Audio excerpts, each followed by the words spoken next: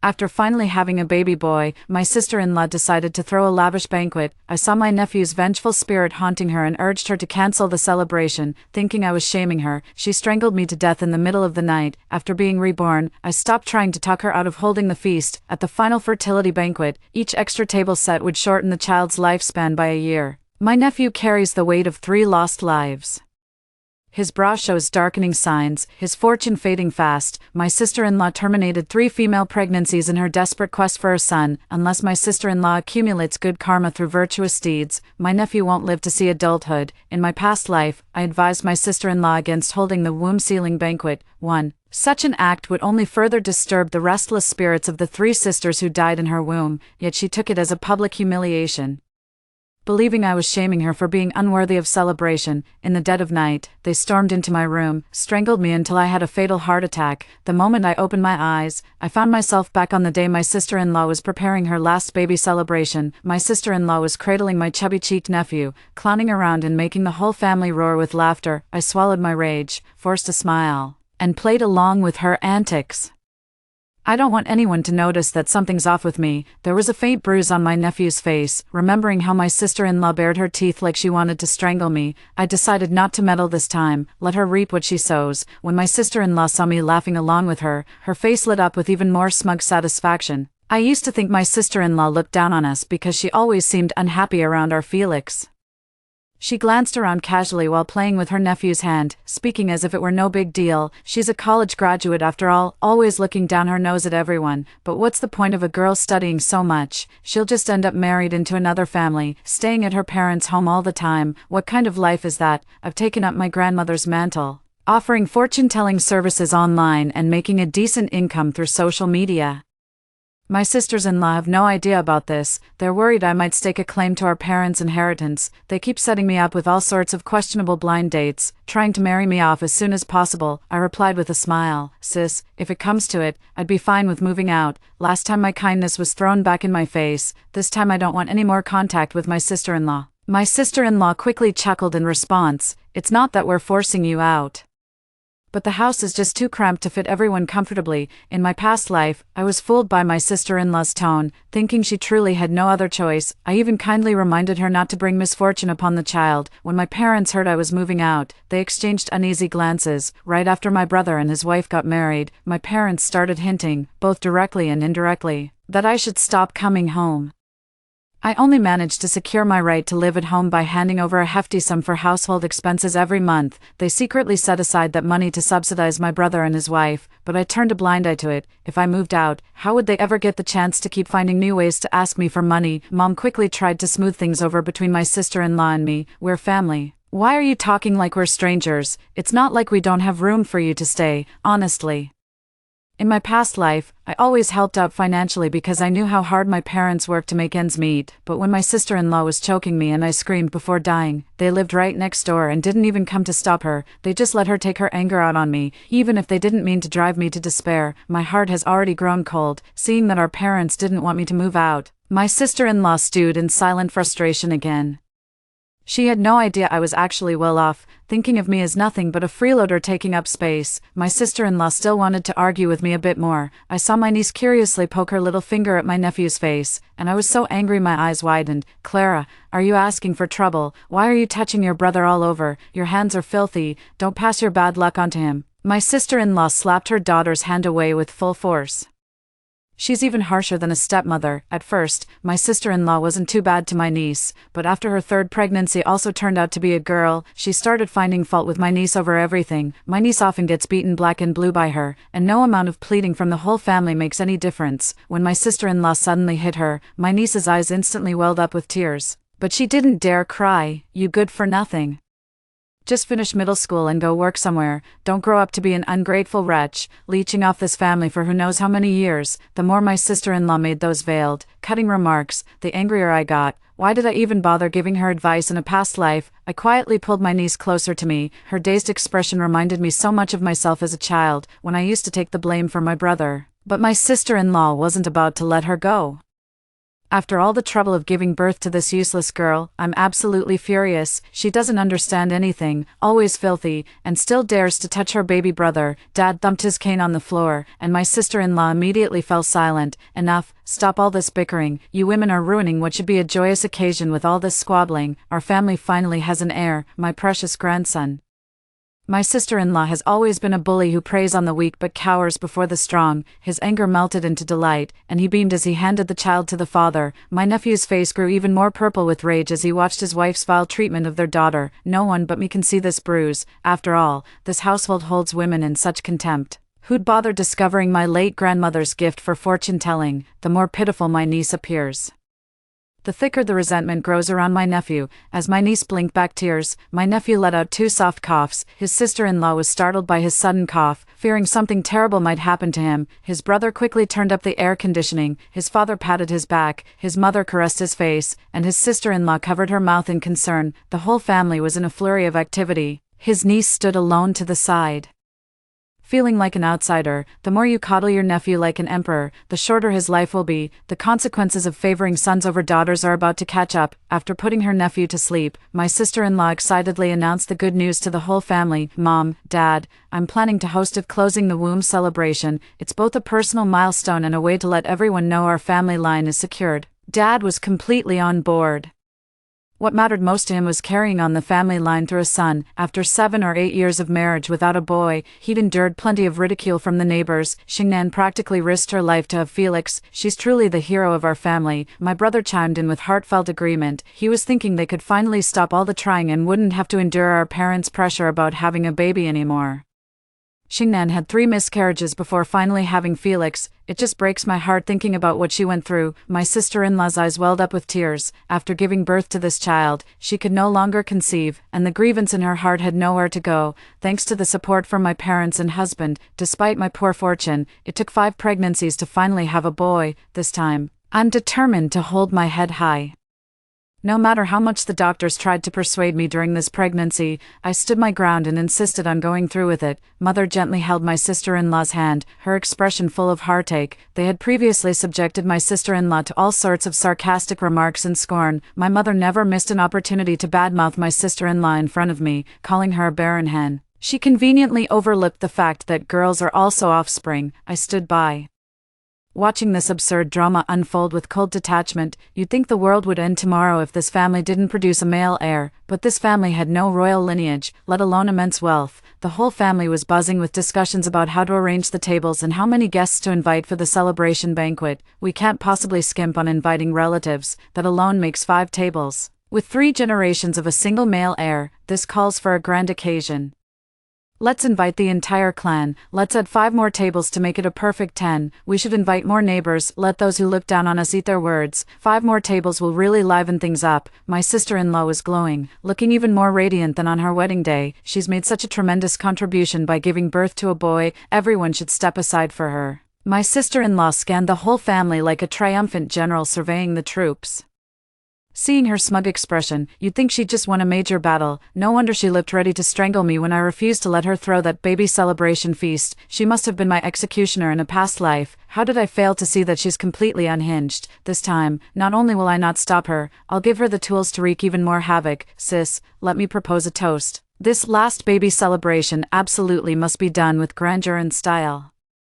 To properly honor all you've been through, too. Hearing this, she puffed up with even more pride, determined to make it an extravagant affair that would draw the eyes of every passerby. 15 tables, each table shaves off a year of life. My nephew, whose life was barely hanging on until 18, is finally blessed with good fortune. My sister-in-law's womb-sealing banquet was held at the city's grandest restaurant. The fanfare was so grand. You'd think my nephew had secured admission to Tsinghua or Peking University straight out of the womb. My sister-in-law looked stunning in her qipao, her figure graceful and elegant. At home, she had her mother help her wrap her postpartum belly tightly with plastic wrap, determined to conceal it. A large banner read, "Congratulations on the birth of your precious son," my sister-in-law said while greeting the guests. Hoping for the perfect pair, my sister-in-law cradled my nephew in her arms. beaming with pride for the whole world to see. My niece stood beside her mother, all dressed up for the very first time. Every guest who passed by couldn't help but compliment her adorable and well-behaved nature. My sister-in-law then gave her niece a hypocritical pat on the head. She smugly avoided any mention of having had an abortion. Heaven has smiled upon me, blessing me with such a lovely son and daughter, a perfect pair.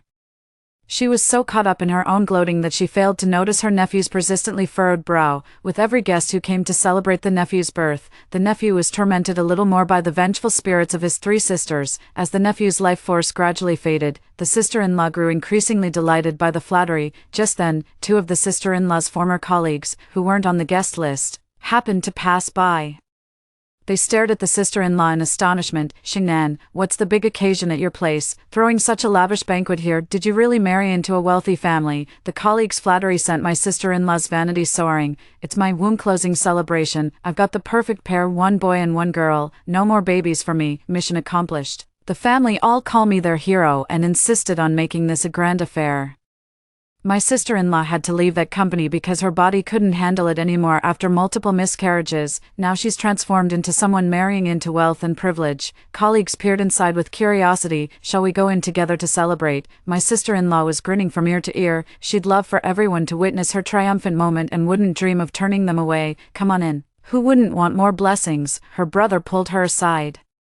"The seating is all arranged. With your extra guests, our budget was already tight, and now we'd have to add another table." Her sister-in-law rolled her eyes. "What's the big deal? Don't be a spoilsport. Your sister can take Clara off the table to eat later." The niece had been helping greet guests all morning and was already starving. She went to her sister-in-law asking for food, but the woman was busy playing with her son. She didn't even glance her way. My niece stood frozen in place. "Mom, I'm hungry." Only then did my sister-in-law snap out of it. Scanning the crowd to locate me, she absent-mindedly handed a bowl to my niece. "Go find your aunt and help yourself to some food. There's no seat for you here." The niece's eyes welled up with hurt tears. "Mom, I want to stay with Grandma, Grandpa, and you and Dad." My sister-in-law was growing impatient. If there hadn't been guests present, she would have given the girl a good spanking. She wore a smile on her face, afraid that others might notice something amiss, yet her words were merciless. "I told you there's no spot for you, nor for your aunt. Go find her." My brother happened to find me and explained that his wife had let in several uninvited guests, who ended up taking the seats meant for me and my niece. The host should accommodate the guest. We can't just turn them away now that they're here. Be reasonable. I let out a cold, mocking laugh. "So in this whole family, it's just me and your daughter who don't get a seat, is that it?" My brother wasn't as thick-skinned as his wife, but he wasn't much better either. "Are you seriously going to kick our own mother out? I'm out of options here. If you don't want to lose your spot, you'd better get married already." I ignored my brother, took one look at my pitiful niece, grabbed her hand, and walked out of the venue. My niece stared at her father with pleading eyes. My brother hesitated for a moment, caught between his wife and daughter. In the end, she chose to go back to entertaining guests and let her daughter leave. When someone asked my sister-in-law where her niece had gone, she started grumbling under her breath. "That child is so restless, she just ran off to play on her own." Raising a daughter is truly difficult. Nothing ever seems to make her happy. Soon after, the sound of cheerful laughter and conversation filled the air again. After we left the house, my niece started crying and calling for her mom and dad. I ordered her favorite fried chicken, and her tears slowly subsided. As she ate, my niece asked me, "How can I make mom and dad like me?" I gently stroked her head, my eyes brimming with tenderness. Just then, my phone rang. The moment I answered, Mom started yelling through choked sobs, "Where have you been? Your nephew's nose won't stop bleeding and we couldn't find you anywhere." My sister-in-law was weeping her heart out outside the hospital room. She collapsed to her knees, her elegant cheongsam doing little to maintain her composure. How could a perfectly healthy child suddenly have such a severe nosebleed? My mother's face was a mask of displeasure. Seeing her precious grandson in such a state, she immediately laid the blame on my sister-in-law. "This is all because you had to parade the baby around for everyone to see. All that cold air is what made him sick. He's so little. As a mother, you should know better." I rushed over to find the whole family gathered in a circle outside the hospital room. The doctor was examining the baby while my sister-in-law clutched her chest as if struggling to breathe. When Mom spotted me, her anger immediately shifted in my direction. "Whenever there's trouble at home, you're the first to disappear. What good are you anyway?" I couldn't care less. Why is it that I'm only considered family when they need something, but treated like spilled water when everything's fine? I'm just the live-in nanny she gave birth to for my brother. "I took your granddaughter out. The poor thing was practically starving." It seemed to dawn on Mom just then that my niece hadn't been at the banquet. "You're taking Clara. What for? A girl her age still throwing tantrums to go out?" I let out a hollow chuckle. "Well, there weren't enough seats." My sister-in-law told me to take my niece to eat in the hallway. Mom seemed completely caught off guard. Your sister-in-law actually made you and Clara leave the dinner table. This is just humiliating. What will people think of our family? My sister-in-law became extremely defensive when I mentioned her making me eat away from the table. Her bloodshot eyes shot daggers at me. What are you implying? I was just asking the child to leave the table. Kids get rowdy and shouldn't be eating with adults in the first place.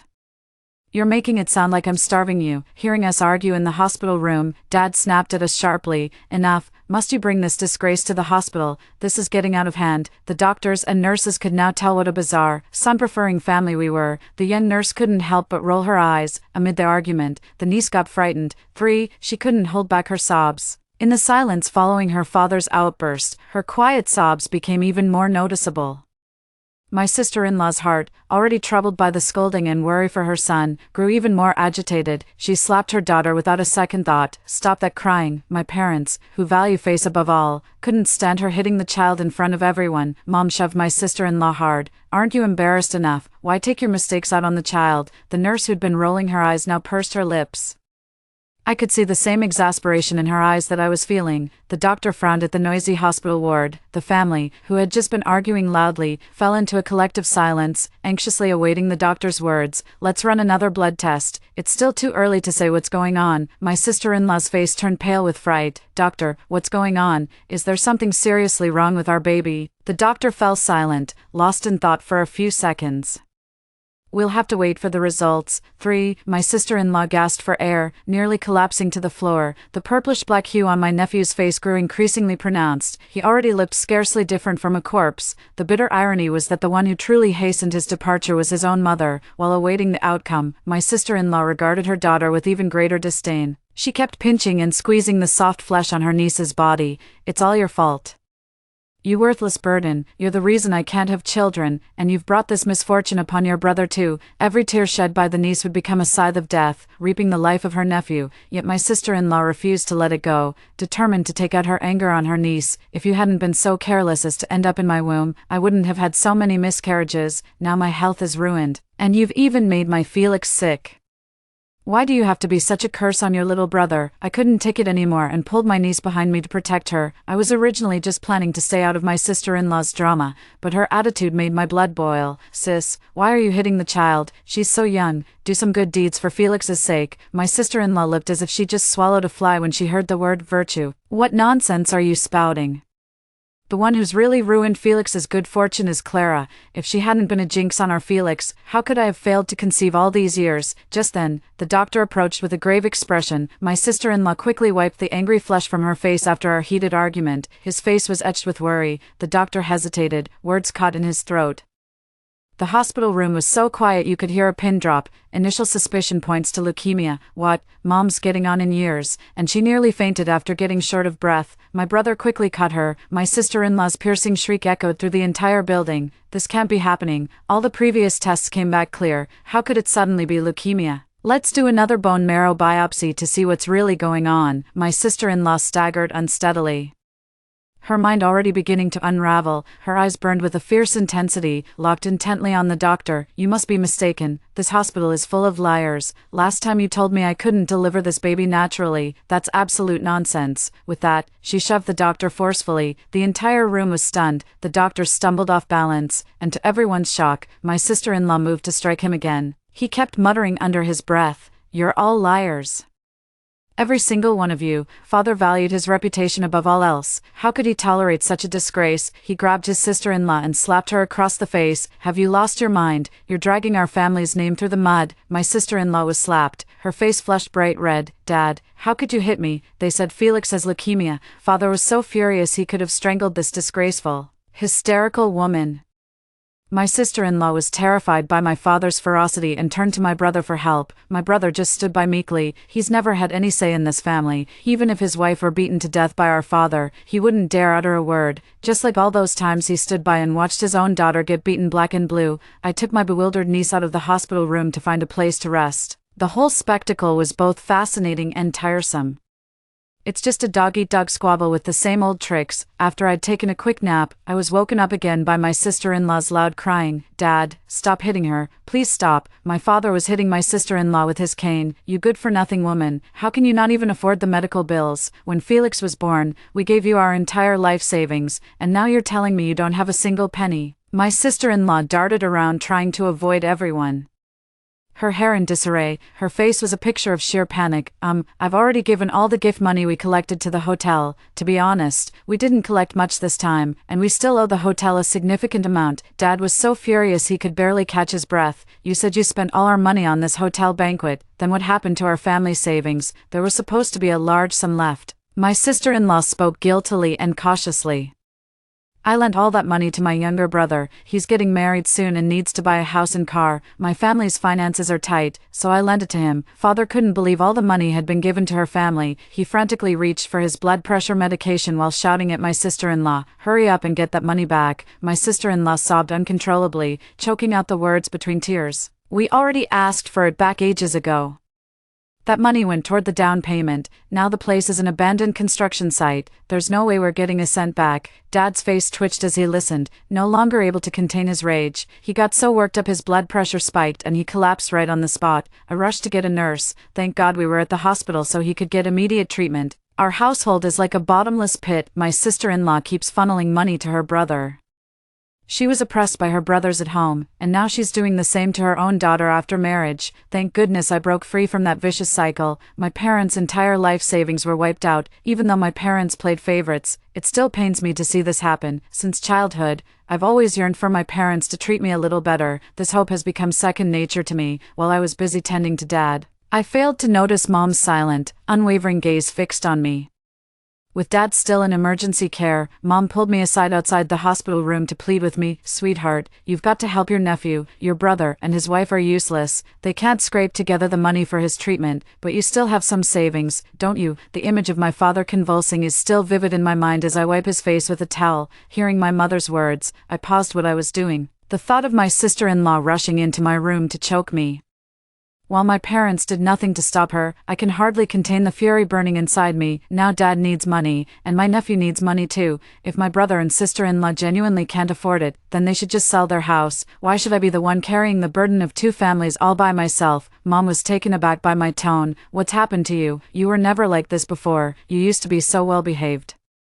Your brother and sister-in-law have 2 children to raise. How could they possibly sell their home? And you're a girl. What do you need so much money for anyway? In the end, it'll all just be taken to your husband's family, taken to my husband's family. Ever since I started working, I've handed over so much money to my family and given my brother so much financial support. Yet in my mother's eyes, if I don't spend my money, I'll just take it with me to my husband's family anyway." Even if she didn't know my sister-in-law would strangle me, the way she let her take out her anger on me was just heartbreaking. If I didn't contribute a large sum for household expenses, I wouldn't even be allowed back in this house. I looked at my mother, my eyes brimming with tears. "In your eyes, my brother's family are the real family, and I'm just an outsider, right? Then why come to me for money when it really matters?" "Well, I'm not giving any, so what? I've given you and Dad plenty of money over the past 2 years, and you've handed it all to my sister-in-law. Go ask her for it." My mother, who was usually timid around my father, suddenly became assertive. "No matter what, your nephew's life is in your hands now. You cover the cost first, and I'll make sure your sister-in-law pays you back later." I ignored her and fled the scene as fast as I could. This child's fate is sealed. No amount of money can save them. It's no use. As I was packing up, I sensed something was off. This eerie feeling was just as unsettling as the nightmare I had in my past life. Right before my sister-in-law strangled me to death, I contacted my friends and told them to come to my place as quickly as possible. The spare key is under the doormat. Better safe than sorry. For a bone-chilling cold crept over me in waves. I scanned my surroundings. Not a soul in sight. Why was I so terrified? The moment I opened the door, my mother and sister-in-law returned, silently started recording on my phone. Before I could utter a word, my sister-in-law lunged at me, choking my neck and pinning me to the ground, leaving me completely immobilized. My mother stood by watching. His face was utterly expressionless. My sister-in-law screamed, "Give me the money, hand it over. How can you be so selfish? Standing by while my child dies." My parents probably never knew I had developed a heart condition. Even a healthy person would choke if pinned down like this without warning. I'd been preparing for this, reliving this nightmare every single day since my rebirth. The same suffocating pressure. With practiced ease, I broke free from my sister-in-law's grip. I was caught off guard when another hand shoved me to the ground. I saw the bloodshot veins in my mother's eyes. "Don't let go. Keep holding her down. She's got a heart condition. Scare her enough and she'll hand over the money." All my strength to resist drained away in an instant. So Mother knew all along. In my past life, it was deliberate on their part. They didn't fail to hear my cries for help. They chose to be passive accomplices to the slaughter. Last time around, I used financial strain as an excuse to dissuade my sister-in-law from holding the postpartum celebration banquet.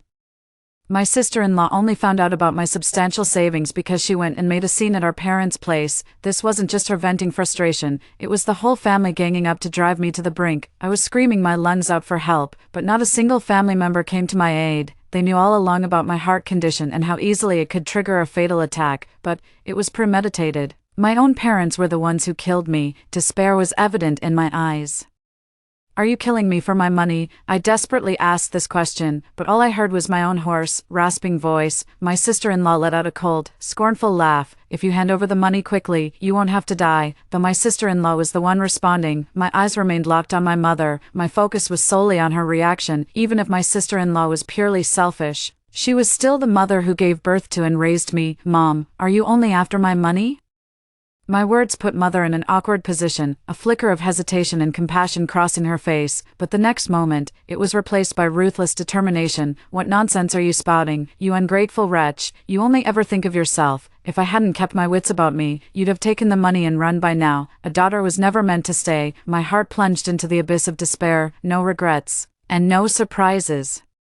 It took me 2 lifetimes to truly see my family for what they are, coming to terms with the fact that I am completely unloved. Just then, my friend arrived and witnessed the scene at our home. Without a second thought, despite the shock, they immediately jumped into the fray, grappling with my mother and sister-in-law. I finally broke free from their hold, gasping for air as I struggled to catch my breath. With trembling hands, I fumbled for my heart medication and forced it down. Then I grabbed my phone and stopped the recording. What started as a paranoid impulse to record now felt like I'd captured something truly supernatural. My friend was restraining my sister-in-law and mother while calling the police to report the situation. Lying on the ground, I responded to my friend's concerned questions with glazed, unfocused eyes. Ironically, I felt a tinge of relief. At least they didn't hear the hurtful words my mother said to me directly. The pain is almost embarrassing. Gasping for air, my world fell into complete silence. I never imagined the world could be this cruel, for friends had no trouble holding the two of them down. Amid the chaos, my sister-in-law's phone rang. My brother's voice roared from the other end. "What are you all doing? Where did everyone go?" "I've been here taking care of Dad while Clara went out alone looking for you. She got hit by a car and is in emergency surgery now." "Wait." Felix's heart stopped. "He's bleeding everywhere. What's happening? What's going on? Someone tell me what's happening." Felix, his brother frantically called for help while chaos erupted on the other end of the line. The voices faded abruptly, followed by a loud crash as if the phone had been hurled to the ground. My sister-in-law was completely baffled, desperate to ask what was going on but getting no answers. Her phone slipped from her hand. It was a bolt from the blue. She frantically broke free from my friend and tried to rush to the hospital. "Felix, my Felix, how could his heart stop beating? He was just diagnosed with leukemia. How did this happen? How could this happen?" Just as she rushed toward the door, the police arrived. My sister-in-law's heart instantly sank with panic. She knew that once she was taken to the police station, she wouldn't be able to go to the hospital anymore. God knows where she found the nerve. But she actually tried to make a run for it. As the one who caused the accident, there was no way they'd let her off the hook. Her frenzied state left the police no choice but to handcuff her. Mom was taken aback by my sister-in-law's words. "What did you say?" Felix's heart stopped beating. Tears instantly streamed down her face as she begged the police to let her go. "My grandson is fighting for his life in the hospital. He's just a little boy. Please, officer, let us see him. He's our only heir.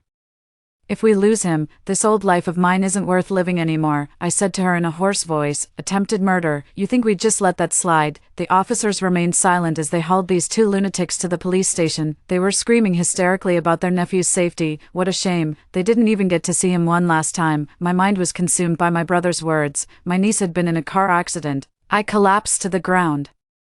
I'm so sorry I forgot about you. Horrific images of car crash scenarios flashed through my mind. I was gasping for air. Never had I felt so awful. I pressed hard on my chest, trying to calm my racing heart. When I arrived at the hospital, a nurse was watching over my niece's room. My niece was wrapped in bandages from head to toe, like a broken doll. The nurse approached me. "Are you the guardian? Please sign here. No one has come for the child's dressing and procedure." I signed silently and went to pay the fees. As I left, I heard a brother shouting from another ward, "What's wrong with your hospital? A perfectly healthy child just stopped breathing." The doctors stood in a circle, completely at a loss. "We've genuinely never seen a case like this before. It might be a congenital condition." No matter how frantic the brother was, he could only watch helplessly as the child's breathing ceased. He kept calling his sister-in-law and mother on his phone, but couldn't get through to either of them. In the end, his brother sat alone beside his nephew, silently weeping. The child who was once the center of attention now departed all alone. Isn't it heartbreaking? My niece was in the next room, yet no one paid her any attention. Mom and my sister-in-law were only detained for 15 days. They went easy on them because we're family. I'm not going to dwell on this. Instead, they immediately used this case as grounds to cut ties with them. They never got to see their nephew one last time. Such is the cruel irony of fate. From then on, I was free as a bird with no connection to the rest of the Fung family. By the time my sister-in-law and mother were released, my nephew had already been laid to rest. I had already made myself scarce, afraid of getting dragged into trouble again. They're all a bunch of lunatics. At first, Mom simply couldn't accept that her grandson was really gone. What kind of cruel joke is this? How could such a well-behaved child just be gone in the blink of an eye? 5. My brother stood there motionless, letting our mother pound her fists against his chest. Mother seemed to have aged 10 years overnight, yet my sister-in-law remained eerily calm, her hands continuously tracing the surface of our nephew's tombstone. Then one day when I was out, I ran into that former colleague who had attended the banquet. They exchanged a few pleasantries with me. "How old is your child now?" My sister-in-law lunged at her like a rabid dog, going straight for the throat. After that, word spread like wildfire that she'd lost her mind. Ever since Dad's last episode, the aftereffects have been severe. When he heard his precious grandson had died right after the celebration banquet, the shock left him bedridden for good. My father lay in bed, struggling to sit up, and said with a trembling voice, "Have our son divorced that woman. He should marry someone else." Hearing this, a glimmer of hope instantly lit up my mother's eyes. "You're right. Why didn't I think of that? We should kick that barren hen out of our family." She stormed out immediately to demand her brother divorce his wife. Already devastated by the loss of her child, the wife completely snapped upon overhearing her in-law's conversation. All the silence she'd maintained until now erupted in this moment. "I nearly killed myself trying to bear a son for your family. And now you think you can just toss me aside." Over my dead body, she grabbed a kitchen knife and attacked her parents, and even her brother who tried to intervene wasn't spared. The entire Fung family was wiped out. My sister-in-law was sentenced to death. I took my niece to visit her mother in prison. She only has 2 days left. We can't let her leave with unanswered questions. My sister-in-law stared at me with an empty expression, as if her soul had departed. Felix died because he was haunted by the vengeful spirit of his deceased sister. The more you indulge him, the shorter his life will be, especially at the closing the womb banquet. Every extra table of guests celebrating takes another year off Felix's life. But sister-in-law, you can't really blame yourself. After all, Felix was never meant to live past 18. His malevolent aura is just too strong. Hearing this, sister-in-law's eyes nearly burst with rage. She slammed her hand against the glass with force. "What did you say? You're talking nonsense." "Then consider it nonsense, sister-in-law. A life for a life." After saying that, I left with my niece. My niece was quietly eating her ice cream. From beginning to end, no one ever cared about her. Fortunately, on the day my sister-in-law lost her mind, she also forgot about my niece's existence. "I will take my niece and leave this place." My niece looked up at me and asked, "Why are Mom, Dad, Grandma, Grandpa, and my little brother all gone?" I bent down and gently patted her head. "We must always be good children from now on. If you do bad things, you'll end up like them, taken away to a place far, far away, never to return." My niece trembled and shook her head. "Then I'll be a good person." Story 2. In my past life, my best friend and I were transported to a beast world where we were forced to choose beast husbands. She let me pick first, and I chose the frail-looking white wolf from the tribe. My friend then claimed the remaining 3 white wolves. Little did I know, she'd already won the favor of all 4 wolves beforehand. The white wolf resented me for choosing him, so he conspired with my best friend to poison me. I died at the age of 18, given a second chance. I chose the oldest and ugliest white wolf in the tribe, one who couldn't even shapeshift.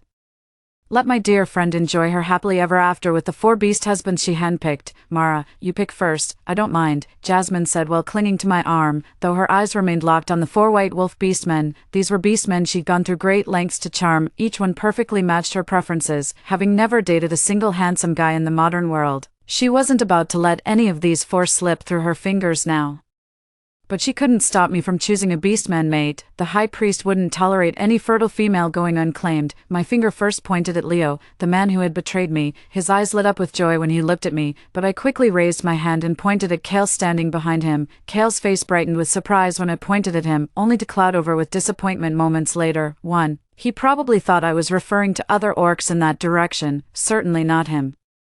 The others assumed the same, but I reached out and pulled Kale forward. Would you accept me? Kale blushed as he looked at me. I could, sure. Kale embraced me upon hearing my response. Every orc present wore an expression of utter disbelief. Kale was the oldest and least attractive white wolf in the tribe, lacking even a beast form. No female would ever consider being with him. The high priest glanced at my fair, delicate features before shifting his gaze to Kale, his dark complexion marred by several scars. You'd actually choose him. He's older, unattractive, and doesn't even have a beast form. What could you possibly see in him? Kale flushed with embarrassment. He truly couldn't think of any redeeming qualities. A delicate maiden like me would never normally fancy someone like him. He was overwhelmed by the unexpected attention. He's exactly my type. I want him and only him.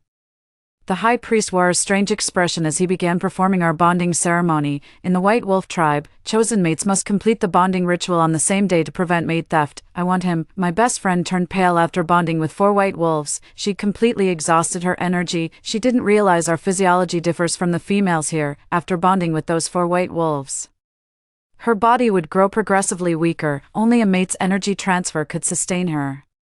Had she been less greedy and settled for just 2, the consequences wouldn't have been so dire. Forming the bond with Kale left me with no discomfort. Instead, a comforting warmth spread through my body. In my past life, Kale had shown me constant kindness until my death. After I perished, he flew into a berserk rage and slaughtered my best friend's 2 beast husbands, but he was fatally wounded and killed by the other 2 white wolves. In my past life, I actually grew somewhat fond of Kale later on.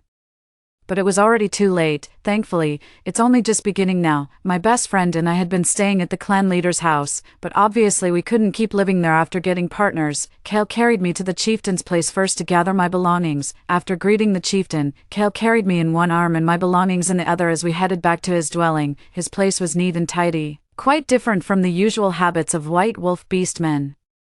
Kale was a beastman the chieftain found years ago. Though he lacks an animal form, his hunting skills are decent enough that the chieftain kept him around. Take a seat first. I'll fix up the sleeping area. Kale settled me on the stone bench and thoughtfully laid out a fur pelt for me. He rebuilt the entire bed using massive bundles of dried grass and stacks of animal hides, creating a sleeping space more than twice its original size. My belongings were sparse, just a few hide skirts, grass sandals, some stone pots, and bone knives. After making the bed, Kale started sewing what looked like clothing. He kept stealing glances at me while working. For me, I walked to the bedside and stood watching him. Kale gathered me in his arms and laid me on the bed. This is for you. Want anything else? I can make it for you. I told Kale what I wanted, and he agreed with a blush. Though currently there's no suitable hide available, he'd need to go hunting.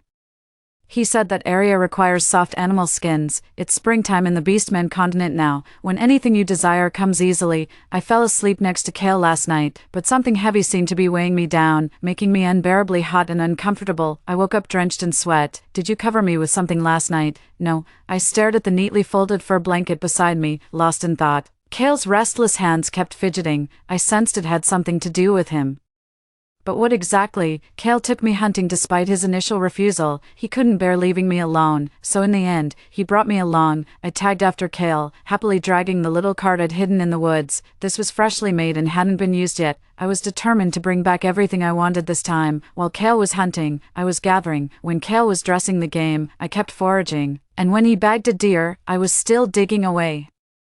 By the time Kale had caught a dozen game animals, I was still elbow-deep in my digging. Kale hauled the sled while I pushed the cart, swapping to a large net as we approached the tribal settlement. Kale lived in a remote spot, so we barely encountered anyone along the way. We worked all day. Kale was busy making jerky while I prepared spices, with all sorts of things drying in front of our door. That evening, Kale tailored clothes for me. He measured me with quick gestures, and in no time, That triangular piece of fabric became a proper garment in his hands. Kale made several pieces in a row, finally giving my drafty little fur skirt some much-needed coverage and security. Since my arrival, Kale hasn't touched raw food. With my seasonings, his appetite's grown remarkably. He hunted so many animals that we dried enough jerky to fill several baskets, with the house overflowing with belongings. He carved out a separate storage room right next door. When I next saw my best friend, she was merrily surrounded by her 4 beast husbands. This was a major hunting expedition. Nearly the entire White Wolf tribe's elite force participated, with some mobile females and cubs following behind. Perched on Kale's shoulders while pulling the cart, I became the center of curious stares. Several females asked how I built this contraption. After my explanations, they were eager to try making their own. When Kale and other beast men went hunting large herbivores,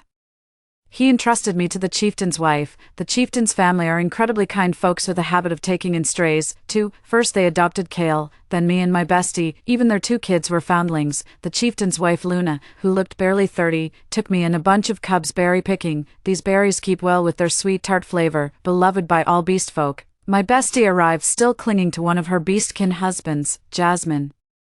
Stay with the chieftain's wife and don't wander off. We'll come back for you when we're done. The other 3 beastmen stood aside as Leo gave me an unreadable glance. Be careful out there. Jasmine came bouncing toward me, but when she reached for my arm, I sidestepped her. Jasmine, these are your favorite berries. Pick plenty to take home. I preempted her before she could speak. She obviously expected me to gather them for her.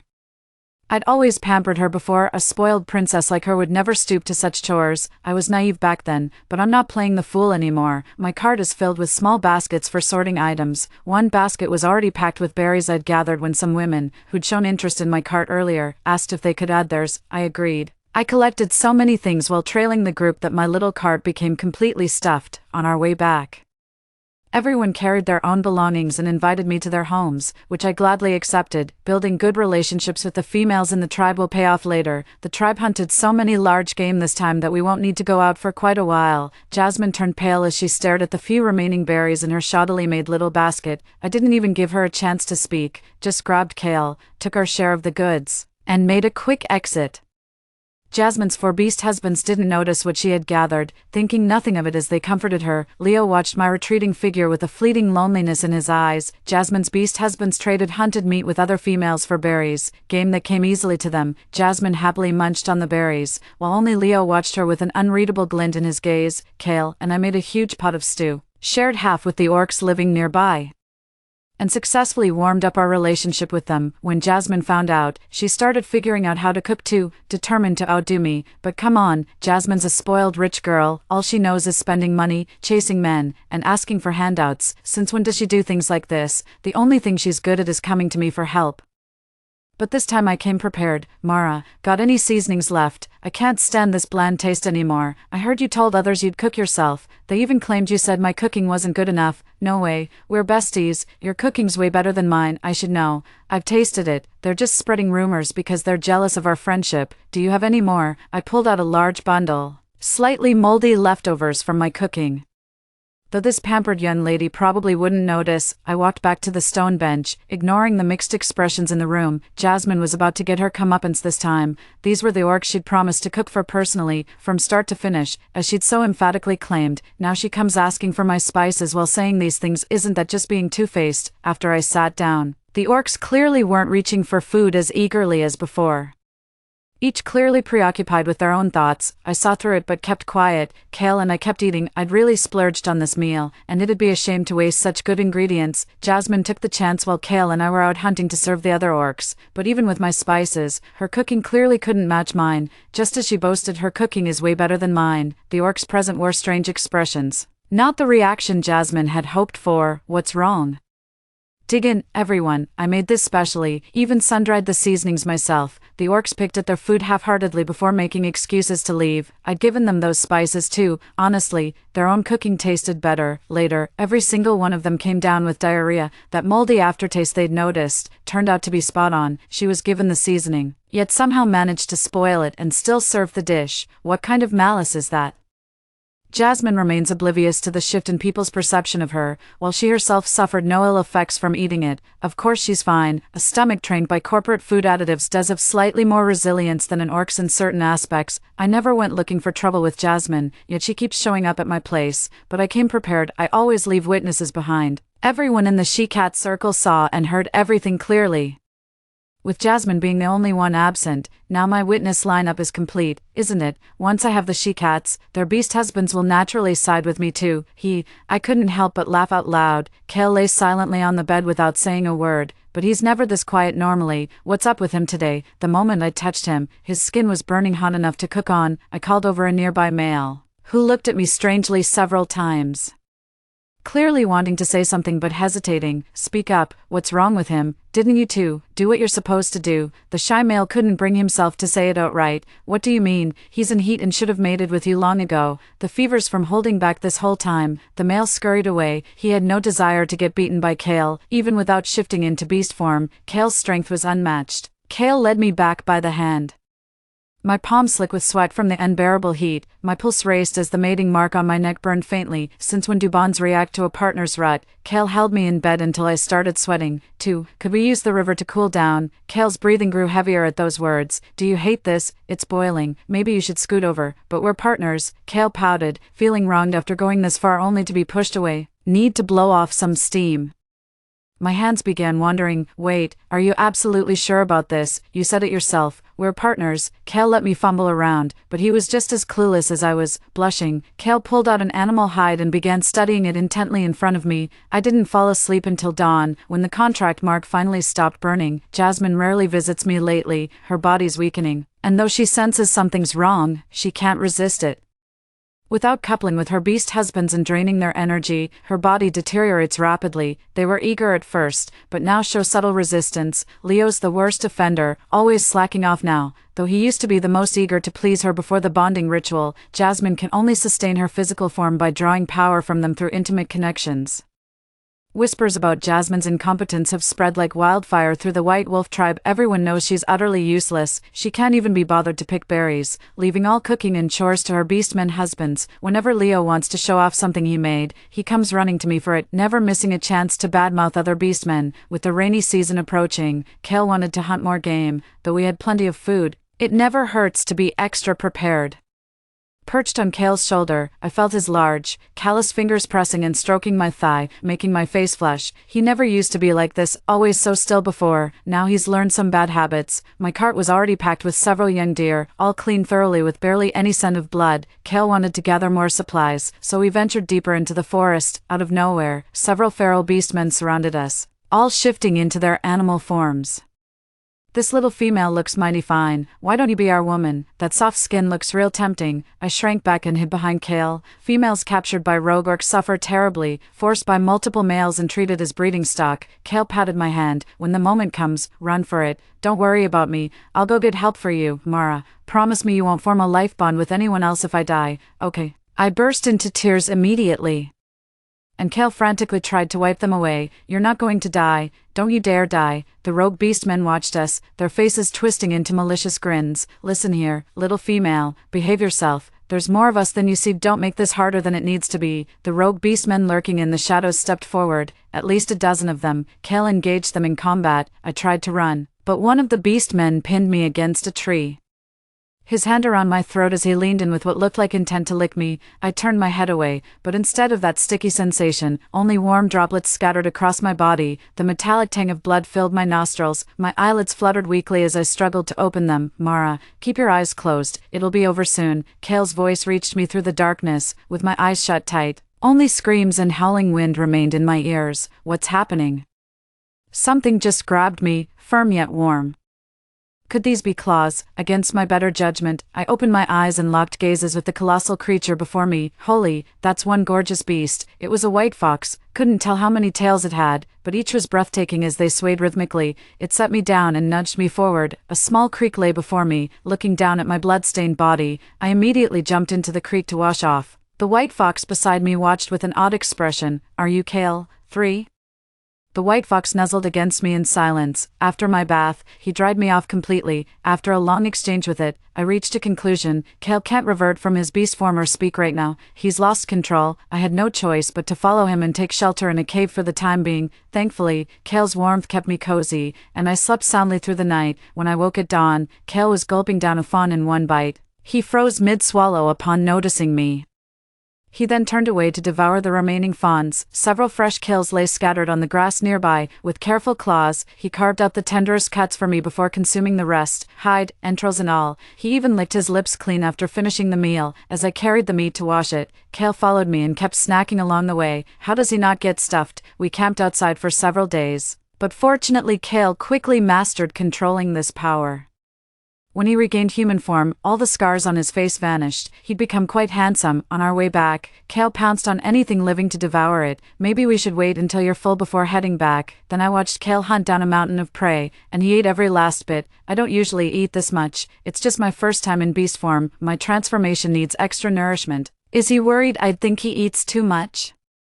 I absolutely adore his beast form. That gorgeous white fox is just adorable. Nobody noticed anything amiss when we returned. It's perfectly normal for beast folk to stay out overnight. Lately Leo's been using Jasmine as an excuse to come get things from me, and he always ends up lingering around for about an hour. He keeps trying to strike up conversations with me, and I only respond when I can't avoid it. Every time I visit Jasmine, I'd hear strange noises and have to wait until they're done before seeing her. Pale as a ghost, she lay atop her beast husband. By now she must have realized this was from overusing the bonding ritual. Then why doesn't she dissolve the pact? Jasmine refuses to abandon any of her beast husbands. As long as they keep feeding her power, she survives. Why would she discard them? She never expected Leo would be the one to initiate the bond dissolution. When the high priest saw her condition, he asked the others if they wished to sever their bonds with her. In the end, only Leo chose to break the covenant with her, yet Jasmine's health showed no signs of improvement. If anything, it deteriorated further. Leo keeps hitting on me. I've made it crystal clear I'm not interested, but he still won't stop harassing me. Kale beats him up every time they cross paths. 2 weeks later, Jasmine got pregnant, but the high priest said her body couldn't handle childbirth and recommended an abortion. But Jasmine knew she wasn't an orc. Having an abortion under these circumstances would kill her. She could only beg her beastly husband to grant her more strength. A month passed like this before Jasmine came stumbling to me in distress. Mara, save me. I was wrong. I shouldn't have been so vain. I shouldn't have lied. Please save me. I was completely baffled. I hadn't even started dealing with her yet. Why did she suddenly look so much older? Leo followed her to stand before me. Mara, I know you've returned too. Look, this woman is dying. Won't you forgive me? Kale wrapped his arms around my waist from behind. Do I not exist? Mara is mine. Leo's eyes turned red. Mara, don't use him to provoke me. Leave him. Let's renew our bond. I swear I didn't miss any of their conversation. So how did they suddenly start fighting? It was Kale's first time revealing his beast form in front of others. The white wolf stood no chance against the white fox. In his final moments before reverting to human form, Leo swiped his paw and killed Jasmine as she tried to flee. The tribe banished him for the murder. Not long after, while hunting with the main tribe, I came across Leo's corpse. The wounds, they looked suspiciously like Kale's handiwork. The white fox tribe came to negotiate when they heard about a white fox living with the white wolf tribe, demanding to take Kale away. When they tried to take Kale, he showed no intention of leaving the White Wolf tribe. He just took me to stay with the White Fox tribe for a few days afterward. When winter arrived, Kale kept dragging me into intimate moments whenever he had the chance. Before winter even fully passed, I found out I was pregnant. When spring blossoms painted the land, I gave birth to 3 white fox cubs. They only wanted cuddles with me and always avoided Kale. So when they grew strong enough, Kale dumped them at the Arctic fox tribe. The 3 little foxes gazed at me with watery eyes. I didn't want to leave, but Kale just threw me over his shoulder and ran. Within a few years, they were smiling at their baby siblings who'd just entered the world. Same beast of a father, same cruel fate. They barely had any time with me either. Silence. Story 2. I felt like I had just woken from a long nightmare where I was swimming in lava. And then suddenly the water turned icy cold, nearly freezing me. Suddenly, the water receded, and I gasped for air. I woke up with a start, surrounded by darkness, unable to see anything, but I felt the soft touch beneath me. It was a bed. This wasn't the cramped and crowded refugee camp of the post-apocalyptic safe zone. This was my home before the apocalypse. I quickly reached for my cell phone on the nightstand, turned on the screen, and the date glaring back at me was March 14th, 2324, at 2:55 a.m. I had been reborn 3 months before the apocalypse because my birthday is June 14th. And I clearly remember that it was on that day that the super typhoon Tessa triggered the apocalypse. Although the government had issued warnings before the typhoon, the duration and severity of the disaster far exceeded everyone's expectations. The persistent storm and torrential rains that lasted half a month destroyed most buildings and completely paralyzed the water, power, and road transportation systems. When the tsunami hit, ferocious waves nearly instantly submerged 10-story buildings. Many people perished in this disaster, and the survivors who were left helplessly awaited government aid that came too late. What followed were conflicts over resources driven by cold, illness, and violence. Subsequently, 2 years of extreme cold followed by extreme heat ensued, revealing the darkest aspects of human nature in these harsh conditions. My parents died in the first year of the apocalypse because they couldn't get enough to eat and succumbed to a cold due to their weakened immune systems. My boyfriend Easton disappeared after being pushed into the water while searching for supplies with others from our community. This time, since I have 3 months to prepare, I am determined to amass enough supplies to protect them and keep them safe from any danger. Now at 3 a.m. I start to record and organize the critical timelines from my past life on paper to prepare survival supplies tailored to different post-apocalyptic scenarios. The apocalypse had signs. Spring passed, but the temperature did not rise. In May it even dropped to -20 or 30 degrees, followed by super typhoons and heavy rains in June that lasted half a month, then tsunamis and heavy snow in July, with temperatures dropping to -50 degrees. Firstly, I need to consider our living situation. My parents currently live in an old neighborhood that is more than a decade old, which is neither cold-proof nor waterproof. I am now living in a newly renovated apartment, intended as a marriage home, a 300-square-meter duplex on the 21st floor, 1 apartment per elevator. A little remodeling to bring my parents and boyfriend over should do the trick. In terms of food, I listed everything from essential grains and oils to fruits and snacks on 2 full pages of A4 paper. After roughly organizing my thoughts, I quickly called my parents and boyfriend, urging them to come over as I had something important to discuss. Convincing my parents and boyfriend was surprisingly straightforward, having been dearly loved by my parents from a young age. Once I detailed everything I had experienced in my past life, they held me and cried for a long time. Deeply moved by my story, all 3 expressed their belief in me and agreed with all my decisions. Wiping the tears from my face, I took out the organized content. Before assigning tasks, I first needed to check the available funds. We liquidated everything we could, and ultimately gathered $15 million in cash. With everything ready, it was time to get to work. The apartment features a lofty ceiling of 7 meters and includes a spacious 50-square-meter open-air balcony. We've decided to keep 2 bedrooms and 1 kitchen and bathroom each, while opening up the rest of the space as much as possible. We've customized numerous shelves to store supplies, which helps save on storage space. The entrance door is equipped with a top-grade smart security lock, but I feel that's not enough, so I plan to add an additional stainless steel door for extra security in our high-rise complex. Each apartment is accessed directly from the elevator with individual card access. The elevator opens up to an area of about 10 square meters before reaching the entrance door, directly opposite the door to the fire escape. For added security, we've custom-made 2 more stainless steel doors, intending to install them in front of the fire escape and near the elevator. However, to avoid drawing the property management's attention, we've decided to wait until just before any potential apocalypse to install them. These doors are meant to guard not against natural disasters, but against the potentially fearful nature of people in such times. Considering the possibility of water and power outages, we've reserved space on the balcony for water storage tanks and solar panels, and have insulated and explosion-proofed these installations. The remaining balcony space has been enclosed. We've also installed a water purification system to treat rainwater for domestic use. During the renovation, we installed underfloor heating throughout the house. I also had a large fireplace installed in the living room, and upgraded every room with the best air conditioning units available. This pretty much sums up the home renovation plan. We've confirmed the schedule, and my father is handling the details and supervision. Next, we moved on to purchasing survival supplies. I rented a vacant factory nearby, which I heard was previously a logistics distribution center. This way, we can store the purchased supplies there temporarily before gradually transporting them home in batches with my family. My mother and I went to the wholesale market. I was in charge of purchasing clothing and utilities, while she handled the food and drinks. We bought 200 barrels of bottled water, 300 cases of mineral water, 5 cases each of Coke and Sprite, 10 cases of functional drinks, 20 cases of milk, and 2 cases each of instant milk tea and coffee. We acquired 120 kilograms bags of vacuum-sealed rice, 20 kilograms bags of flour, 10 boxes each of noodles and rice noodles, 10 kilograms buckets each of soybean oil, corn oil, and peanut oil, 10 boxes each of various flavors of instant noodles and cup noodles, 10 boxes of hot and sour glass noodles instant soup, 20 boxes of various flavored instant hot pots, and 20 boxes of self-heating rice, 10 boxes of compressed biscuits and 10 boxes of various vacuum-sealed pastries. 5 boxes each of fish, meat, and fruit canned goods, 50 kilograms each of dried bamboo shoots, dried bean curd sticks, dried seaweed, and other dried vegetables, and 50 kilograms of dried bananas, dried strawberries, and other dried fruits. We got 5 boxes of salt, and 1 box each of white sugar, soy sauce, vinegar, and other seasonings, and 1 box of various spices. 50 packets of hot pot base and 20 packets of various sauces, a box each of nuts and chocolates.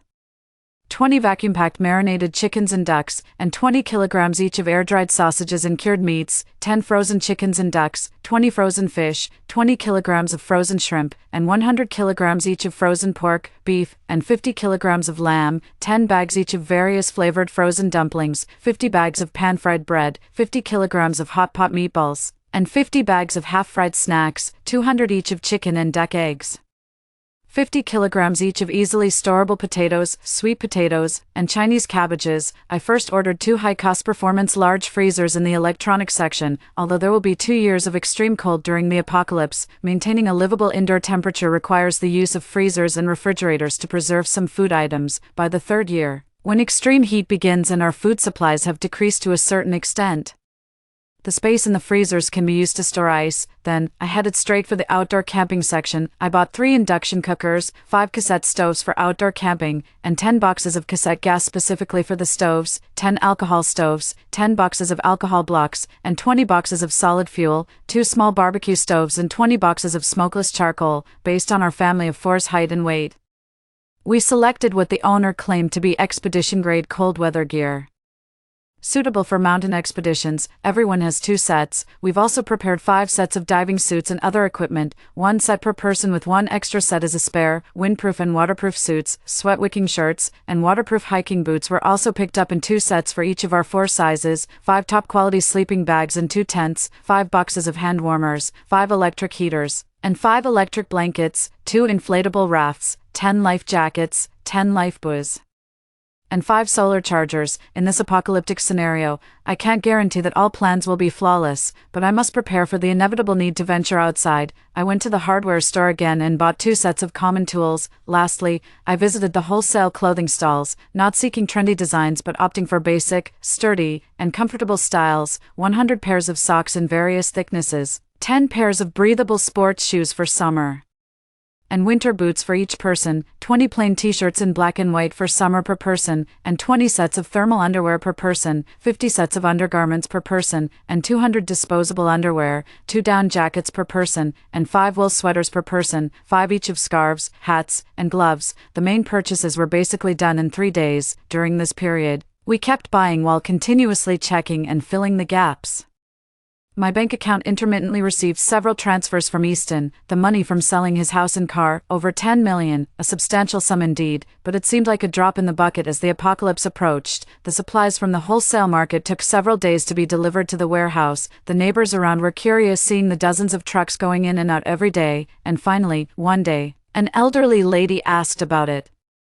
I excused it as a group purchase for the residents, helping with deliveries, and managed to brush off the lady's inquiries. Before leaving, my mom subtly reminded the lady, mentioning there was a pandemic, and advised her to stock up on supplies. I didn't stop my mom. I knew this period was tough for both her and my dad. Close relatives and friends had been warned under the guise of the pandemic. Not many believed. Many just exchanged pleasantries and hung up. In this apocalypse, we couldn't save others, only strive to save ourselves. Easton had someone install 2 surveillance cameras in the corridor, connected to 2 solar chargers, one facing the fire escape door and the other above the anti-theft door at my home. During the day, I followed Easton, driving a rented van back and forth between the warehouse and the residential area's underground parking lot, transporting supplies trip by trip. My dad guarded the parking lot. telling inquirers it was for a renovation on the 18th floor, claiming the materials were for that purpose. The supplies were all in boxes, placed on a handcart and covered with several layers of tarp, completely obscuring their contents. I had already inquired beforehand. Indeed, the 18th floor was undergoing renovation, but the owner was busy and rarely visited, which provided us with a chance to avoid drawing attention. Easton and I went shopping at the mall a few more times. We bought 20 boxes of toilet paper, each containing 24 rolls, 5 boxes of sanitary pads, and dozens of toothbrushes, toothpaste, and facial cleansers. We also picked out 2 sets of skincare products for both me and my mom. It's unclear how many years the apocalypse will last. We might have to stay indoors for years, so proper exercise and entertainment are essential. We purchased several small home gym equipments, 2 Switch consoles, a bunch of game cartridges, several decks of cards, a mahjong set, and several board games. Meanwhile, my mom was at home, cooking delicious meals for us every day. One meal was braised pork, the next was boiled pork slices, and the one after that was stewed chicken. The rest of the time was spent making dumplings, buns, and wontons to freeze, and organizing the purchased food by production date and shelf life, placing them in order on the custom shelves. The date had reached June 11th. There were only 3 days left until the super typhoon Tessa made landfall. However, the temperature has already become abnormally low. For several days now, my phone and the internet have been flooded with continuous alerts. There's a typhoon warning, and the entire city has suspended work and classes for a week. The government has urged citizens to stock up on food and water in advance, stay indoors as much as possible, and work from home. I'm sitting on the thick, warm carpet in the living room, with a square solid wood low table in front of me instead of a coffee table. On the table are freshly fried shrimp balls and French fries made by my mom, along with a large cup of steaming milk tea. My dad and Easton are engrossed in playing Mario Kart on the massive 100-inch TV screen in the living room. My mom is in the kitchen preparing dinner. The weather is getting colder, and tonight we plan to have a spicy butter hot pot. I lean against the large, soft sofa, facing a Japanese-style wooden kotatsu in the middle of the living room. Next to the window are some fitness equipment we bought earlier. I've set up a fitness regimen for the family, requiring everyone to exercise for 4 hours each day to boost our physical strength. Easton also got a friend from a pharmaceutical company to buy a large supply of everyday medicines and health supplements. The whole family is required to take vitamins and calcium supplements daily to boost our immune system. We've decided not to go out in the days before the typhoon, using delivery services for anything we need, which are dropped off at the entrance of our residential complex for Easton to retrieve with a small cart. I open my phone to browse Weibo and look through the comments under the typhoon news updates. Some of the comments are from students and office workers who are jubilant, others express concern, noting that this year's weather is extraordinarily abnormal. So cold it's almost surreal, like the end of the world might be coming. In fact, there were already signs of the apocalypse, but many people did not realize the severity. My mom comes out of the kitchen with a platter, calling us to get ready for dinner. The steaming spicy butter hot pot is served, with freshly sliced beef, crispy meat, tripe, marinated duck feet, fatty intestines, lettuce, bamboo shoots, lotus slices, enoki mushrooms, and potato slices covering the table. Dipping into my mom's specially made oil sauce, a hot piece of beef instantly makes me break out in a sweat. For the next few days, except for Easton and me picking up groceries and fruits from the delivery, the whole family stayed indoors. On the eve of the predicted apocalypse, our family went to bed early. When I woke up, I thought it was still dark outside, but when I checked my phone, it was already 8 in the morning. Typhoon Tessa had arrived. Worried about Easton and myself, we took all the food we could carry from home and braved the storm to get here. My father doesn't talk about the dangers we faced on the road, but I am still terrified when I think about it. Fortunately, in this life, they no longer have to take such risks. For breakfast, we had vegetable porridge and chicken broth dumplings. While eating, my dad casually turned on the TV to check the morning news.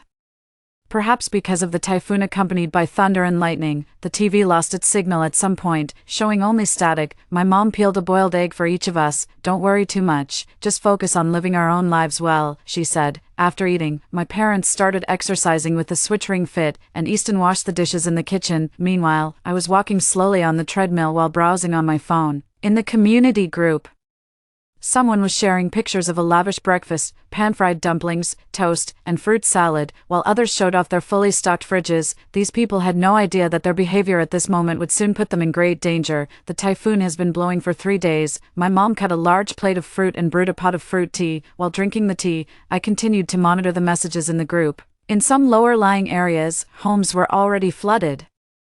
Others were trapped in their cars unable to exit, with the engines dead, calling the fire department for help as firefighters braved the storm to rescue them. Soon, people in the community group started reporting that their supplies were running low, asking who had extra rice or instant noodles to sell at a high price. There were indeed sellers, after all. Some thought the typhoon would eventually pass and saw an opportunity to inflate prices and make a quick profit. The fifth day of the apocalypse.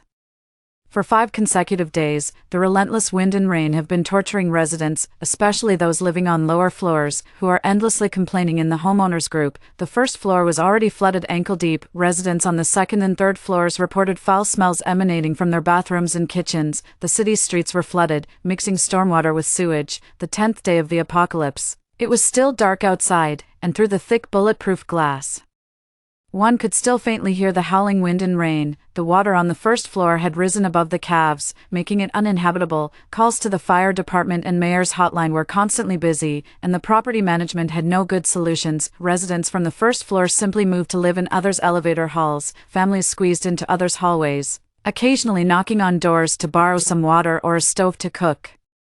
Those who felt bad refusing had to reluctantly help. If they encountered someone with a fiery temper, it could lead to physical altercations. The homeowners group was full of complaints. What was happening outside, I couldn't tell, but the events around us clearly showcased the horrors of this apocalyptic scenario. On the first day of the typhoon, we had already locked the 2 iron doors of the elevator hall and the fire escape. I also wrapped an electric net around the iron door, and the remote control for the electricity was placed on the cabinet by the entrance. The surveillance was on 247. In the past, there were too many incidents of people breaking into homes with hammers at midnight to steal supplies. I remember, the supermarket in Building 1 was the first victim in our community. There was a fairly large fresh supermarket on the ground floor of Building 1, and the owner's family lived on the second floor. Before the typhoon, most of the supermarket's stock had been sold off. Later, as the weather became too severe, the owner dared not make deliveries and had to close the shop. If someone in the same building needed something, they would just call out in the group, and the owner would send the items up via the elevator. These past few days, the residents of Building 1 were complaining about the supermarket owner in the group.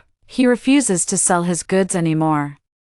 Several homeowners were clamoring for the owner to bring out his goods for sale, accusing him of lacking compassion. The owner didn't engage at all in the group chat, but his silence couldn't block the looming evil that had already set its sights. Later, checking the homeowners group chat, it was reported that the supermarket owner's door was smashed open in the middle of the night. The living room of the owner's house was piled with supplies, where he slept to guard them. But the intruders were more than just 1 or 2. In the end, the owner was severely injured, his head battered. He died before medical help could arrive. Recently, several homes in the community had been broken into. There were thefts and robberies, all occurring in the dead of night, with those hearing noises too frightened to go outside. Day 15 of the apocalypse. Water had risen to the second floor. However, the storm outside was subsiding, and many in the group chat were cheering.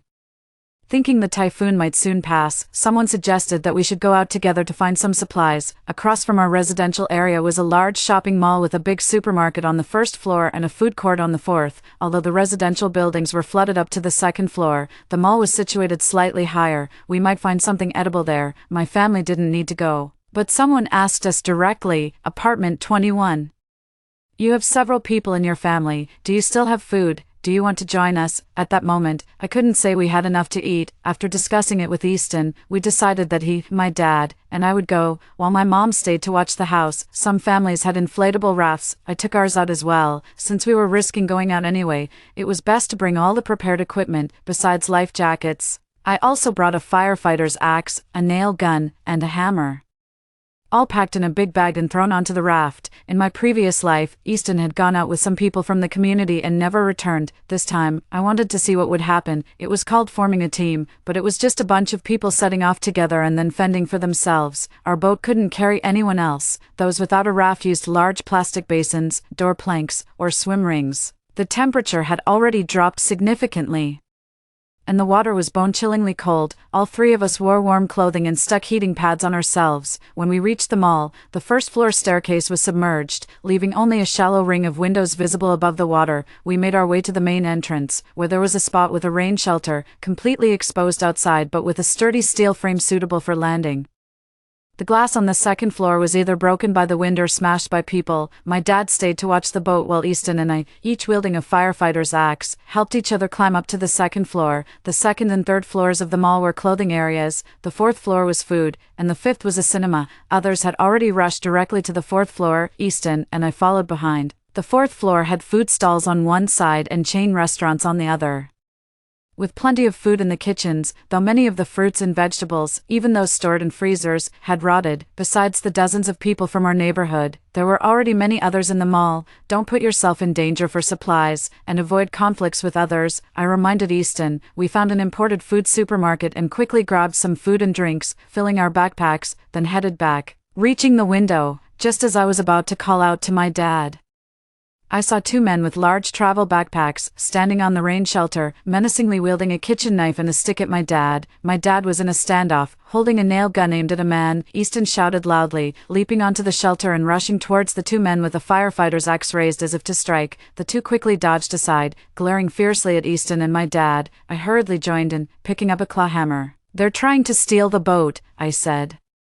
The two on the opposite side, one in his early 20s and the other over 40, looked like father and son. Neither was particularly tall. Our side had 3 people, both Easton and my dad were over 6 feet tall, and I was not short either. Plus, our family worked out regularly. We didn't have the advantage in numbers, but our weapons were clearly more intimidating. After exchanging glances, the older men gave a signal, and they turned away, throwing their backpacks into a plastic tub and jumping into the water to push the tub away. Throughout the ordeal, both sides kept their eyes and weapons firmly on each other. Several neighbors from our complex had already gathered supplies and watched the whole scene unfold, yet no one spoke up to help. I thought about how Easton, in his previous life, must have encountered such robberies. I noticed that the shelter, which had been completely exposed, was now covered with water that had risen above the ankles. The water seemed to be rising. Without further delay, we didn't wait for the neighbors. Easton started paddling home, and my dad and I kept our weapons raised. Before we reached home, my phone rang. It was my mom's voice, tinged with tears, coming through the phone. Somebody is trying to break in," she said. My mind exploded as if something had burst. Hearing this, both my dad and Easton, eyes red, paddled furiously home. As soon as the elevator doors opened, we saw that the normally locked fire escape door was ajar. The stainless steel door had visible pry marks on the upper half of its lattice. Hearing us, my mom quickly opened the door. "I heard some noise in the hallway, so I turned on the electric fence," she said. "The person trying to break in seemed to have been electrocuted, and someone dragged him away." Easton and my dad, still armed, checked the hallway thoroughly, confirming that the intruders had left.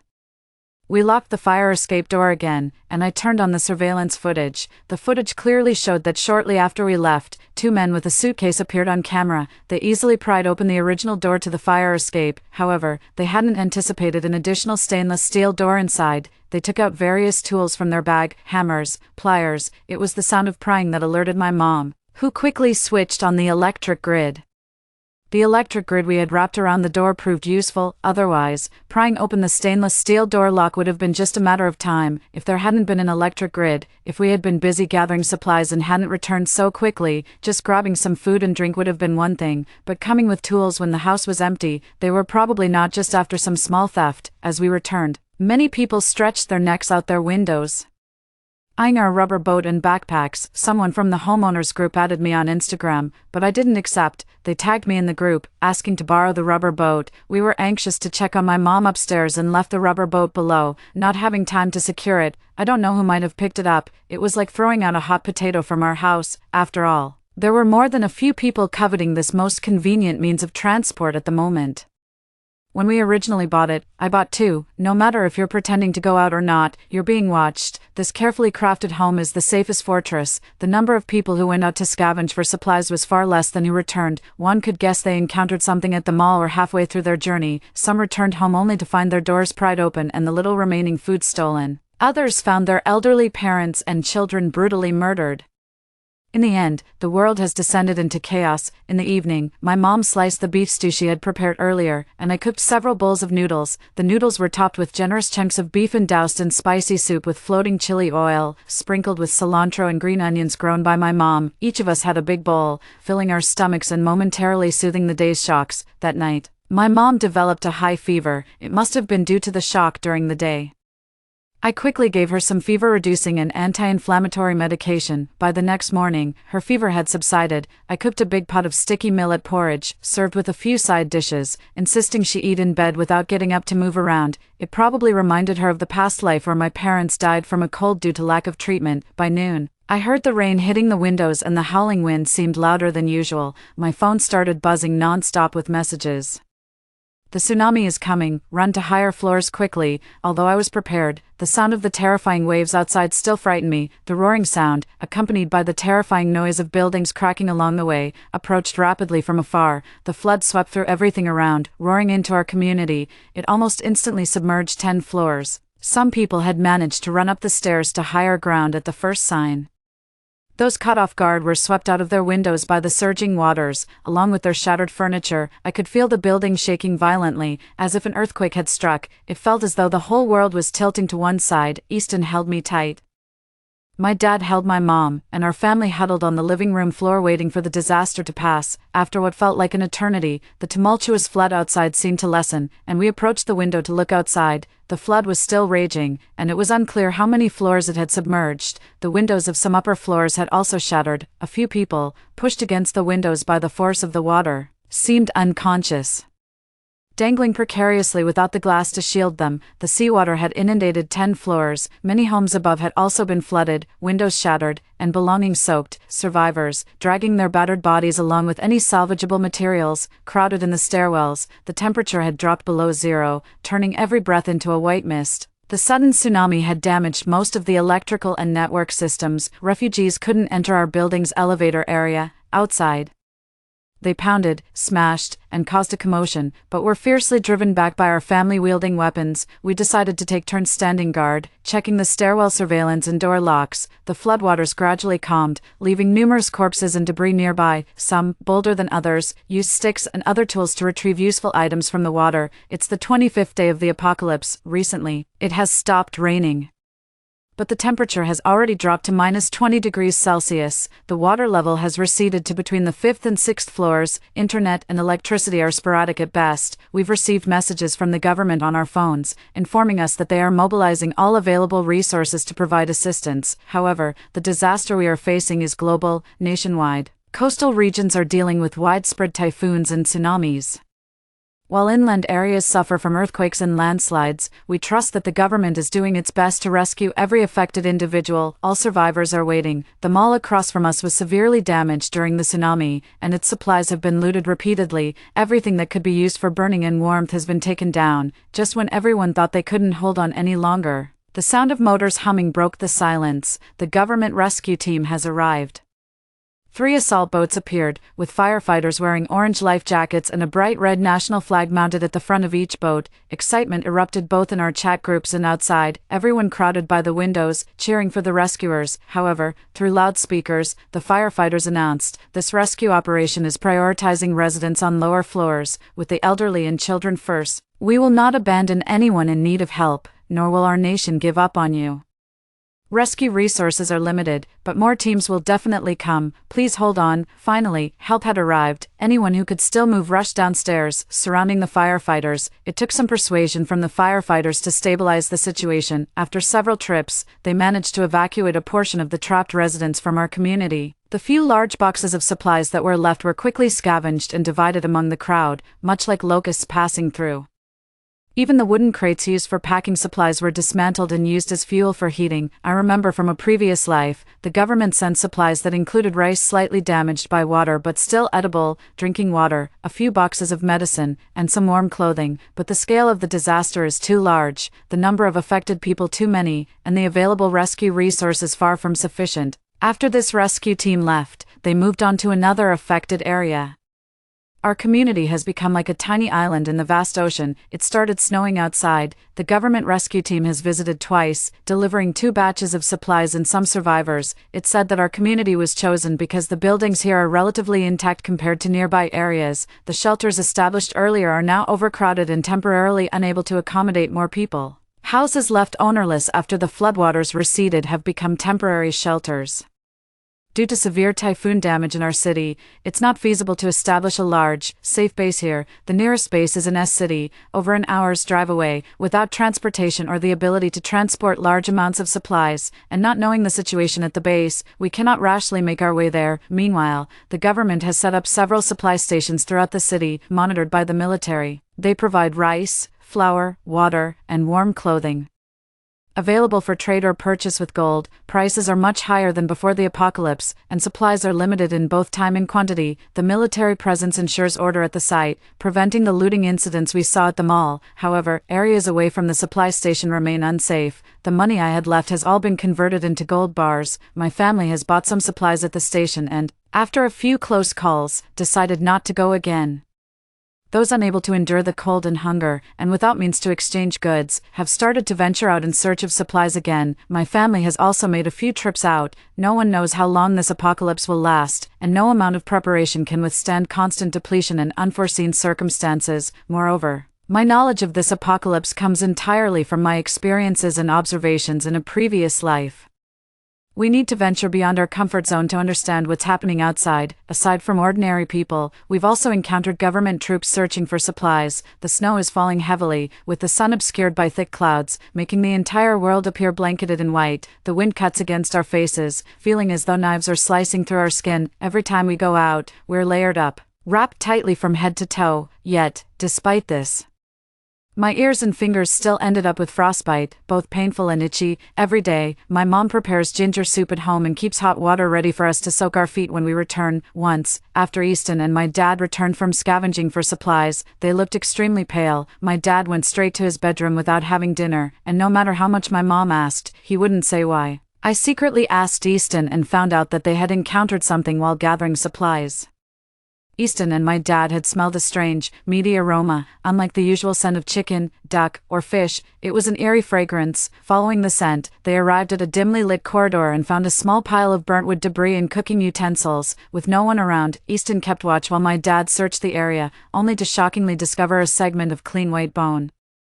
It looked like a human hand, but it was too clean, not like it had been soaked in water, but rather, as if it had been gnawed on. Recalling the strange scent they had smelled, Easton and my dad, despite feeling nauseous, hurried away from there. I felt a chill run down my spine. It's very likely that the residents upstairs resorted to cannibalism. The snow outside continues to fall deeper, with fewer and fewer supplies to be found.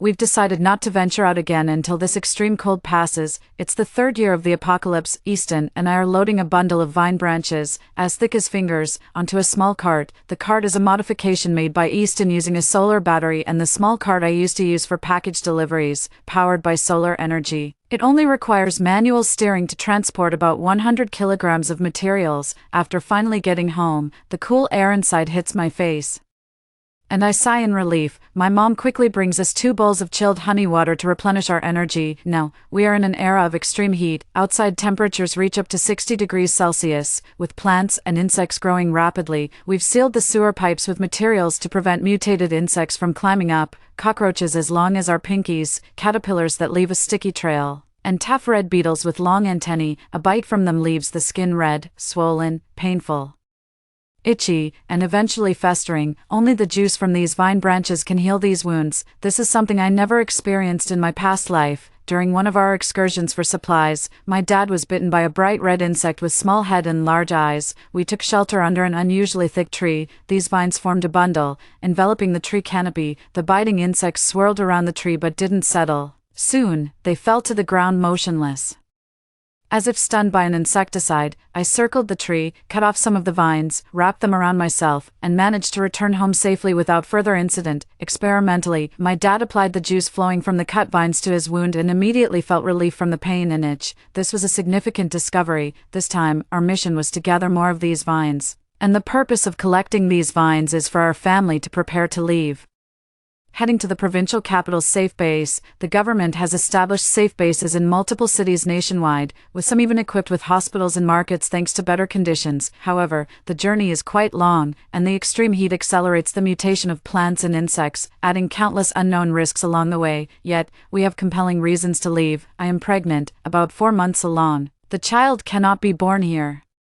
not only considering the conditions at the time of birth, but our household supply of food and water will only sustain the 4 of us for about half a year. We must devise a plan, taking as much as we can carry, to reach the provincial capital's safe base. Firstly, transportation. Easton's modified pushcart, when fully charged under a solar panel, can travel about 20 kilometers. But the base is a good 300 kilometers away from us. Easton and my dad plan to upgrade the pushcart further. Next, there's the issue of supplies. My mom has already sorted out all the remaining food, water, medicine, and other useful survival materials in the house. How can we take everything with us? Lastly, there's the issue of our safety. We've partially solved this with the vines we found today, which are effective at repelling insects. The other half of the problem is what to do if we encounter people trying to rob us on the way. Just when we were at a loss, a turn of events occurred. Today, Easton and I went out to look for supplies. From a distance, we spotted a rescue squad. We headed to a shopping mall, which used to house a large maternity and baby products store. In the 3rd year of this apocalypse, it's impossible to find any food that hasn't expired, but we hope to find some toys for infants or anything else that might be useful. Unfortunately, the toys we found had become thin and brittle, breaking at the slightest touch. Easton did find several boxes of crayons and watercolor pens that still produced color. He carefully packed them away, planning to make some drawing books for the baby when we returned. At that moment, sudden gunfire erupted outside. The shots were rapid and dense, getting closer. I looked at Easton nervously. "Don't be afraid, let's go now." Easton and I quickly packed up the items we found and ran downstairs. As soon as we stepped outside, we ran into several people rushing towards us.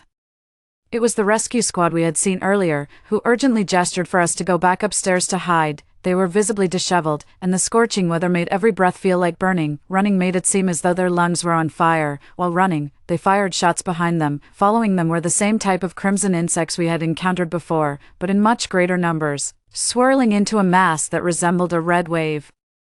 Easton and I quickly pulled out all the vines from our backpacks and faced the running group. Thankfully, my mom had cut some of the vines we had previously found into knots and hung them around the house, with the rest woven into net-like curtains. Easton and I each carried a strip. Indeed, as we approached, the swarm of insects split as if cleaved in two, moving to either side. The insects that didn't avoid the vines crashed to the ground. We quickly moved to either side, holding up the vines to protect the rescue squad members as we headed upstairs. Finally free from the insects, we were exhausted and collapsed on the floor, drenched in sweat. Easton found 2 clothes hangers. We set up a vine net around the group. After finishing, he quickly sat next to me and handed me a small bottle of water. "How are you doing, Flora? Did they bite you?" Seeing me shake my head, he checked me over again. The ultraviolet rays outside were too strong, and even though it was hot, we couldn't expose our arms and shoulders. Easton and I wore sun protective clothing we had bought earlier. By now, our clothes were soaked with sweat and clinging uncomfortably to our bodies, but, indeed, they were both sun protective and difficult for insects to bite through. However, the others weren't so lucky. Even though they also wore special material clothing, it couldn't withstand the massive number of insects, which targeted tricky spots. 2 of them got stung on their eyelids.